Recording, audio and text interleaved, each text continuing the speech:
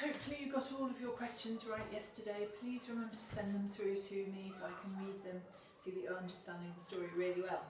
Okay, today we are going to be reading as a writer, which means it's Box Up Day. If you remember, boxing up is planning.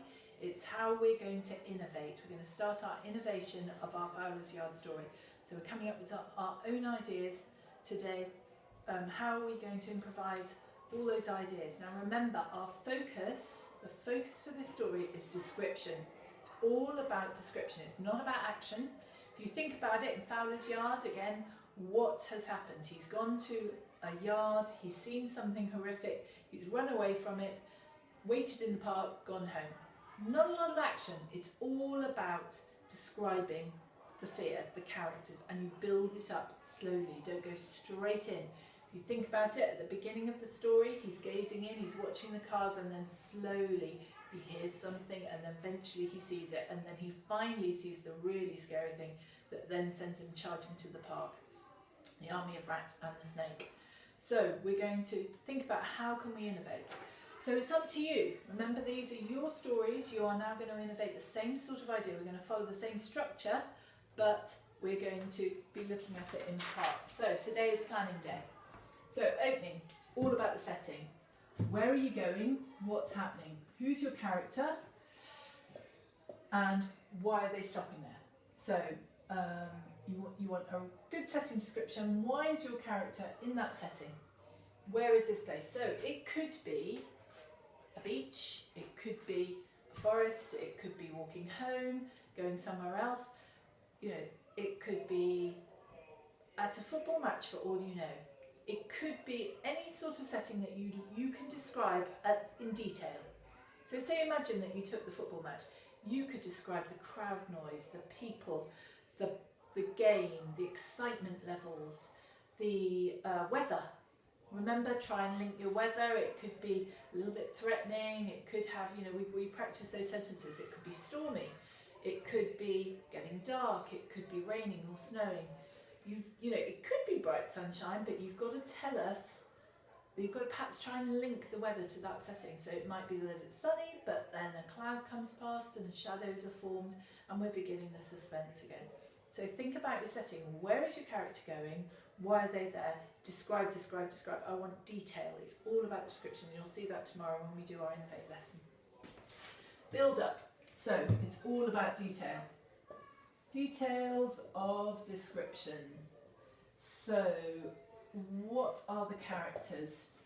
Okay, what is going on? What can they see? What can they hear? What can they even smell? But remember, this is where we practiced all of that last week with the show, not tell. You don't tell me, you show me. So that is all about that setting. Why is the character there? You know, it's all adding it, filling it in. So in Omar, you know, it's all the bit about how he was watching the cars being crushed and the crane, and you can use all that personification then. So it's building up all those details and describing that situation completely. Problem, right, creature. Whatever it is that's going to frighten your character, that's the point at which you're going to start to describe that character. Remember that character, the creature, has got to be a bit frightening. Don't tell us all straight away. Remember, in Omar they talk about first of all the body, then the eyes, then the claws, then the tail. You know, slowly describe it, bring the picture to the reader's mind, exactly what this creature looks like. Now this is where, if you did art last week, you can add in your art. If you drew your strange creature last week, if you did Mrs. Hall's art lesson, you will have a creature already. You will have made it. So if you can link your art to your writing today, that'd be fantastic. Use that creature, but remember, make it fearsome, make it frightening. You do not want it to seem too tame. You want to bring out those, you know, the description of its teeth and add the idea of, you know, the sharpness or the harshness, or the eyes might be a strange colour. Us humans, we like things to seem normal. Anything that's a little bit abnormal, that's quite frightening. Okay? So this is where you really describe your creatures, all the details of what it looks like, how it moves, so movement, what it sounds like, how it behaves. Are there more than one? Again, that idea of lots of this strange thing, you know, so quantity. I suggest you start describing with one and then add in more, okay? Maybe the way they behave might be really strange as well. And then we then go, resolution is where he runs off back to the park, but still he's got the idea of the snake coming to him. So, resolution is escape, but still threat. You still want the idea of these creatures. I mean, you can have more than one. In our story, we had a rat, and then an army of rats, and then we had the snake, and it was the snake that finally sent him. So go for maybe maximum 2 creatures. Don't do loads and loads and loads, because then it will just be too much. Stick to the idea of 2 strange creatures, maybe. They then, I mean, you could, if you want, you don't have to do creatures. You could have an event. You could have something odd happening. Have a little think about that. If you don't want to do creatures, you don't have to. But, you know, if you do, that's fine. Maximum of 2, then they escape, but you still need that threat. You still need that fear. If you remember in the park, the snake was coiled around the slide. You don't want that threat to disappear straight away. You still want that feeling of, gosh, are they really after my character? And the ending, yes, you get home, you get to safety, but... And again, this is where yesterday's lesson helps you. Now what's happened? You know, yesterday I asked you to describe what's happened to Omar's life. How has it changed? This is the point where you can get to safety, but what's happened now? How is it going to be different? And you can end on a cliffhanger, which you all understand. Cliffhanger. So again, that question mark, what's happening?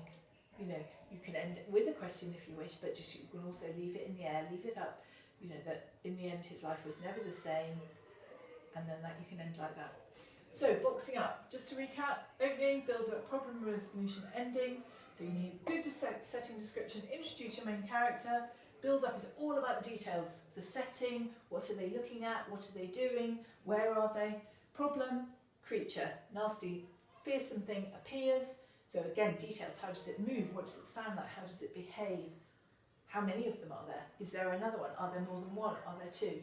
Resolution, get away from it, run away from something scary, but still got the threat in the air. And finally, you get to safety, and do people believe you?